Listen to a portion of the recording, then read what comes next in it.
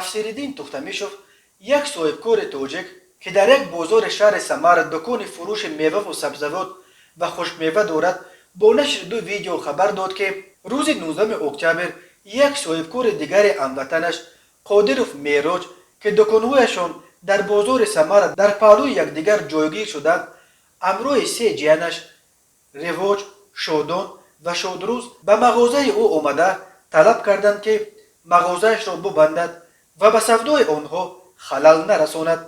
تفسیرالدین تختمیشوف میگوید به من تهدید کردند که من مغازینم را رست کنم و من رد کردم و آنها به من حمله کردند و مرا لط و کوب کردند. در همین حالت پدرم وارد شدند. پدرم خواستند که از تگی چنگال آنها مرا خلاص کنند.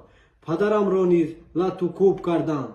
به حالت وزمین گرفتار کردند. پدر من حالا در بیمارخانه مرکزی شهر سمر بستری‌اند.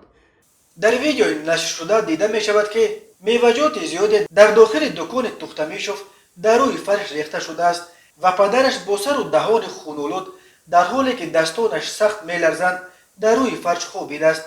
نظر جانب دیگر جنجال دسترس نیست، ولی تفسیرالدین تختمیشوف از مقامات حفظ حقوق روسیه و تاجیکستان خواسته است که با راه‌های قانونی از او حمایت کنند. متاسفانه چنین حالت‌های رقابت‌های ناسالم بین تاجران تاجیک در بازارهای روسیه بخصوص وقتی که آنها مال‌های یک خیله را سودا می‌کنند خیلی زیاد است.